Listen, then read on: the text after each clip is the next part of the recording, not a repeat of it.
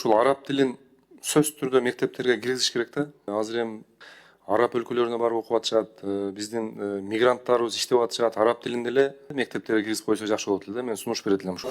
Мектептерге араб тилин киргизсе кандай деп ойлойсуз? Себеби мына орус тилин окуп атышат, англис тилин окуп атышат. Мына университеттерге барсаңыз, кореец тилин, кытай тилдерин окуп атышат.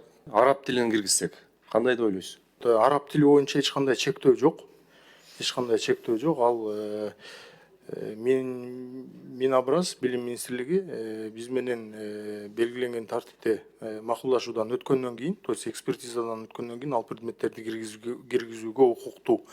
Рахмат. Себеби ушул араб тилин сөз түрдө мектептерге киргизиш керек да. Азыр эми араб өлкөлөрүнө барып окуп атышат, биздин мигранттарыбыз иштеп атышат, араб тилин деле мектептерге киргизип койсо жакшы болот эле да. Мен сунуш берет элем. Ушуну да бир карап көрсөңүздөр.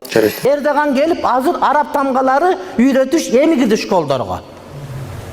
Осман империясын бузуп, Ататүрк Лаин келгенде арабчаны жок кылды. Азандарды түркчө айткыла деди. Араб тамганы жоготуп, силер жанагыдай латын тамганы киргизгиле деди. Таранжыны жок кылды, жолукту жок кылды. Башына кызыл тебете кийип эркектер сакалын алдырды. Кудушу биздин Ленин, ошолордун Ататүркү, капыр. Эми Эрдоган келип, азыр араб тамгалары үйрөтүш эми кирди школдорго.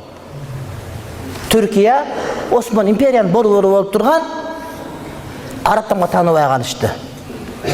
Türkiye'ye varsan kitap, kanat eski kitaplar, 100 yıl murdaki kitaplar hazırkı balдар okuy almaya kaldı. Biz de koşunday olduk. Toğuluk bolduğunu zar zaman okuy almaysın yana Arap tamgasında. Tanıvaysın sen. Sen emez tügölbesi dıkbek tanıvaysın. Sen emez kazatık mattağı bilbeyt hazır. Emne üçün adamdardın özlerini ötüp ketken tarihынан, ötüp ketken murastan, turastan acıratış üçün tamgan özgörtüp koydu. Molda Kılıç yazıp ketken, Mecmuail Maksud'na Muhtasar'ın şarkı, Maksud Hoca, Türkiye tilde. Hiç kim okuy albaydı hazır. Senin tilinde o şu, Arap tamgası menen. Nege? Seni madaniyatından böldü. Seni canagı toğuk bas çıkan çocuğu emez, inkubator kılgısı geldi seni, Oruslar. O şu tamganan böldü seni. O şeyin tuazı kulday olup kaldın. Tarihin kim ekeni bilbeysin, o şu bir yaktağı betin juvağın, köçüğün juvağınların barın erçip basıp jürösün.